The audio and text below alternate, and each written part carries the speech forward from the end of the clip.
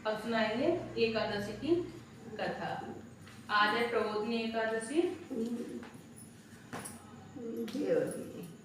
देवउठनी एकादशी। इसी को प्रबोधिनी एकादशी बोलते हैं और इसी को देवउठनी एकादशी। तो चलिए अब शुरू करते हैं हरि प्रबोधिनी एकादशी व्रत कथा। हरि प्रबोधिनी एकादशी व्रत कथा, देवउठनी एकादशी। दीपावली के पश्चात कार्तिक शुक्ल एकादशी को देवोत्थान या देवउत्थान होता है।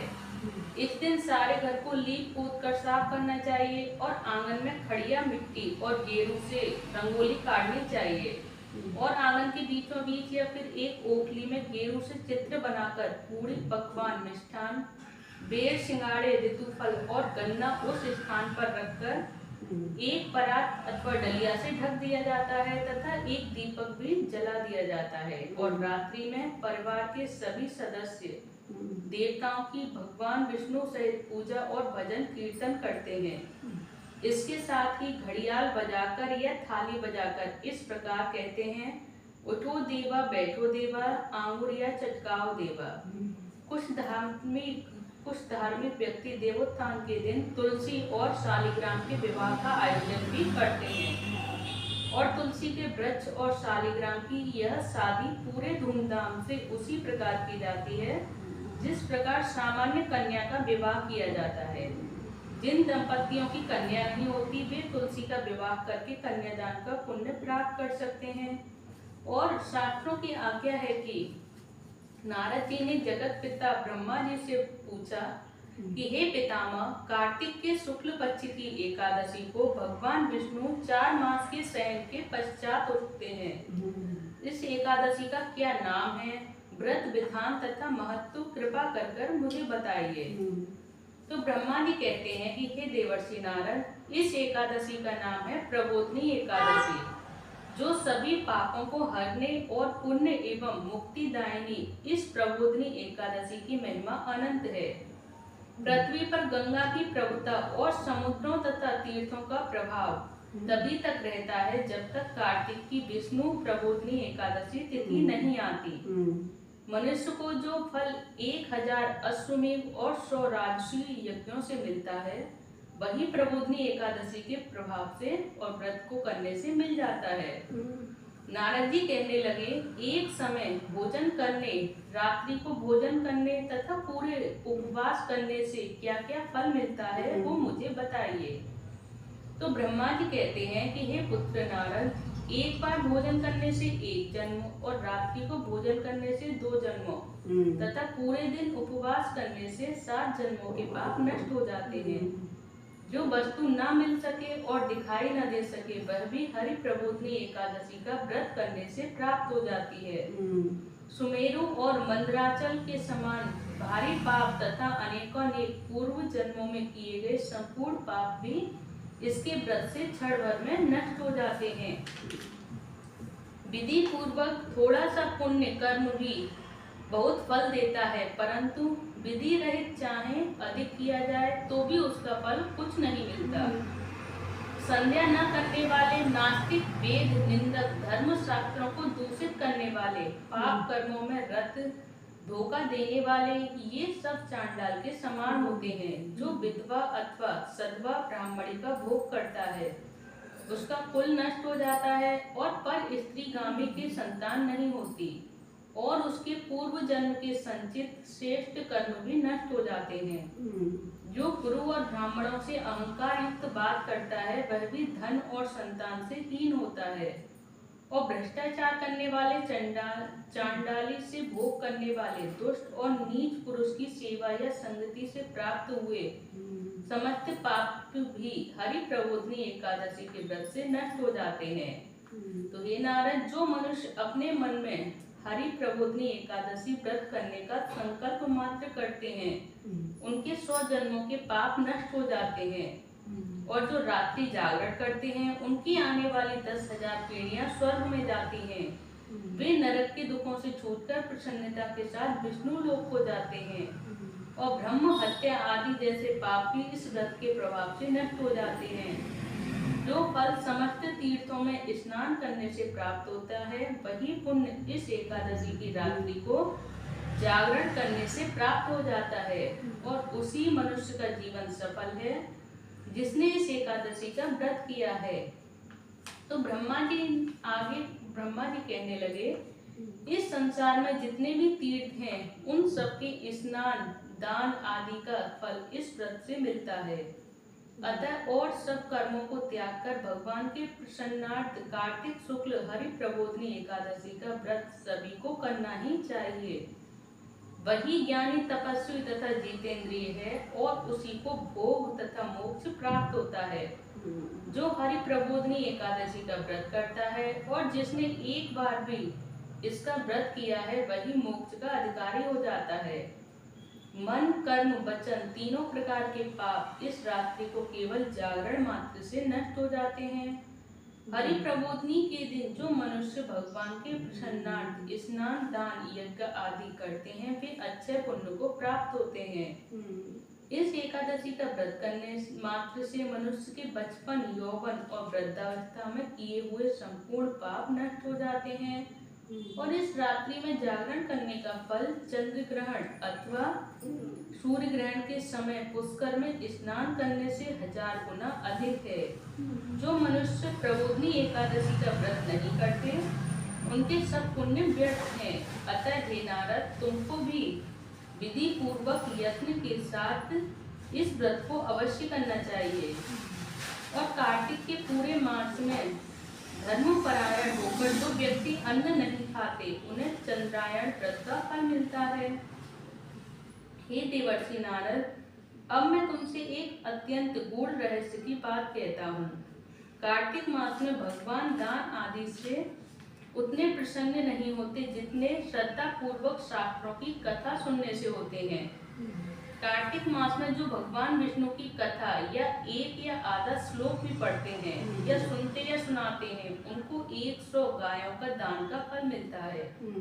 अतः अन्य सभी कर्म को छोड़कर कार्तिक मास में मेरे सन्मुख बैठकर मेरी कथा अवश्य सुननी या सुनानी या पढ़नी चाहिए। इस मास में शास्त्रों की कथा कहने सुनने से 10,000 यज्ञों का फल मिलता है और साथ ही सब पाप नष्ट हो जाते हैं। जो नियम पूर्वक हरि कथा सुनते हैं, वे 1000 गोदान का फल पाते हैं। विष्णु के जागने के दिन जो भगवान की कथा सुनते हैं, वे 7 दीपों समेत पृथ्वी के दान करने का फल पाते हैं। और जो मनुष्य भगवान की कथा सुनने के पश्चात वाचक को अपने सामर्थ्यानुसार दक्षिणा देते हैं, उनको सनातन लोक मिलता है। ब्रह्मा जी के ये वचन सुनकर नारद जी कहने लगे कि हे भगवान, हरि प्रबोधनी एकादशी के व्रत की विधि तथा महात्मा विस्तार पूर्वक समझाकर कहिए। तो ब्रह्मा जी कहते हैं, ब्रह्म मुहूर्त में 2 घड़ी रात्रि शेष रहते उठकर शौच आदि से निवृत्त होकर दंत धावन आदि करके नदी तालाब कुआं बावड़ी या घर में जैसा भी संभव हो स्नान आदि करें। फिर भगवान की पूजा करके कथा सुनें और व्रत का नियम ग्रहण करें। भगवान से विनय करें कि हे प्रभु, आज निराहार रहकर व्रत करूंगा और दूसरे दिन द्वादशी को भोजन करूंगा, अतएव आप मेरी रक्षा कीजिए। तत्पश्चात भक्ति भाव से व्रत करें तथा रात्रि को भगवान के आगे जागरण नृत्य गीत आदि करना चाहिए। प्रबोधनी एकादशी को कृपणता त्याग कर पुष्पों फलों अगर धूप दीप नैवेद्य आदि से भगवान का पूजन करना चाहिए और शंख में जल भरकर भगवान को अर्घ्य देवें। उसको समस्त तीर्थों से करोड़ गुना फल प्राप्त होता है।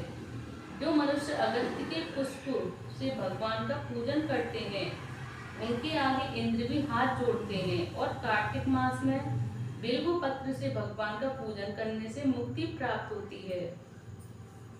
कार्तिक मास में तुलसी से भगवान का पूजन करने वालों के 10,000 जन्मों के पाप नष्ट हो जाते हैं और तुलसी का दर्शन, स्पर्श, नमस्कार, स्तुति, रोपण, जल से सिंचन और प्रतिदिन पूजन तथा आरती करने व कथा सुनने वाले करोड़ों युग तथा विष्णु लोक में निवास करते हैं। जो तुलसी का पौधा लगाते हैं, उसके कुटुंब में उत्पन्न होने वाले प्रलय काल तथा विष्णु लोक में प्राप्त निवास करते हैं। तो हे मुनि, रोपी हुई तुलसी जितनी जड़ों का विस्तार करती है, उतने ही 1000 युग पर्यंत तुलसी रोपण करने वाले के सुकृत का विस्तार होता है। जिस मनुष्य की रोपण की हुई तुलसी की जितनी शाखा प्रशाखा बीज तथा फल पृथ्वी में बढ़ते हैं, उसके उतने ही कुल 2000 कल्प तथा विष्णु लोक में निवास करते हैं। हरि पूजा में पुष्पों के महत्व का वर्णन करते हुए ब्रह्मा जी ने कहा कि हे वत्स, जो कदम के पुष्पों से विष्णु का पूजन करते हैं, वे कभी यमराज के दर्शन नहीं करते, और गुलाब के पुष्पों से भगवान का पूजन करने वाले को मुक्ति प्राप्त होती है। जो बकुल और अशोक के फूलों से भगवान का पूजन करते हैं, वे सूर्य और चंद्रमा के रहने तक किसी प्रकार का शोक नहीं पाते। जो मनुष्य सफेद या लाल कनेर के फूलों से भगवान का पूजन करते हैं, उन पर भगवान अत्यंत प्रसन्न रहते हैं। वे करोड़ों गौओं के दान का फल पाते हैं। जो दूब के अंकुरों से भगवान की पूजा करते हैं, उन्हें 100 गुना फल प्राप्त होता है। जो मनुष्य केतकी पुष्प भगवान पर चढ़ाते हैं, उनके करोड़ों जन्म के पाप नष्ट हो जाते हैं, और पीले और लाल वर्ण के कमल पुष्पों से भगवान का पूजन करने वाले श्वेत द्वीप में निवास पाते हैं। और हरि प्रबोधनी एकादशी की पूरी रात्रि को जागरण, पूजन और कथा कीर्तन के पश्चात प्रातःकाल उठकर नदी पर जाएं और वहां स्नान, जप तथा नित्य कर्म करके घर पर आकर विधि विधान पूर्वक भगवान केशव का पूजन करें। द्वादशी को व्रत की समाप्ति पर विद्वान ब्राह्मणों को भोजन करावें और दक्षिणा देकर क्षमा याचना करें। इसके पश्चात भोजन, गौ और दक्षिणा देकर गुरु का पूजन करें। जो वस्तु व्रत में छोड़ने का नियम किया हो, वह ब्राह्मणों को पर्याप्त मात्रा में दें। हे नारद, रात्रि में भोजन करने वाला मनुष्य ब्राह्मणों को भोजन न करावे और स्वर्ण सहित बैल का दान दे। जो मनुष्य मांसाहारी नहीं है, वह गौ का दान करे। आंवले से स्नान करने वाले मनुष्य को दही और शहद का दान करना चाहिए।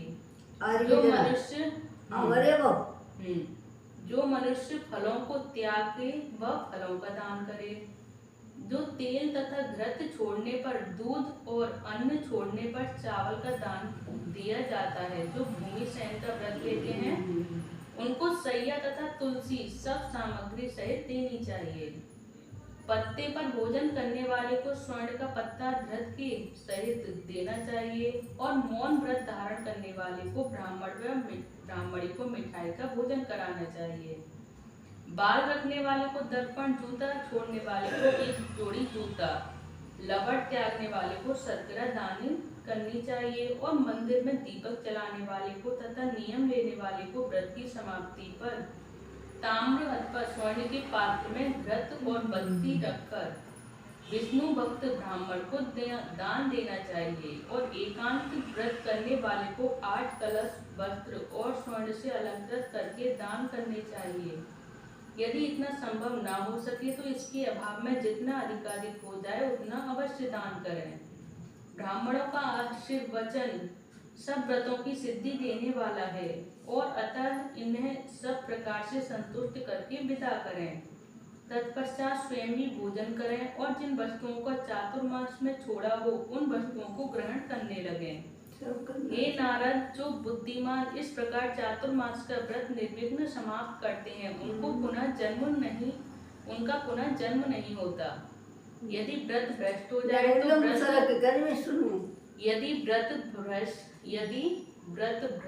जाए तो व्रत करने वाला अंधा या कोढ़ी हो जाता है।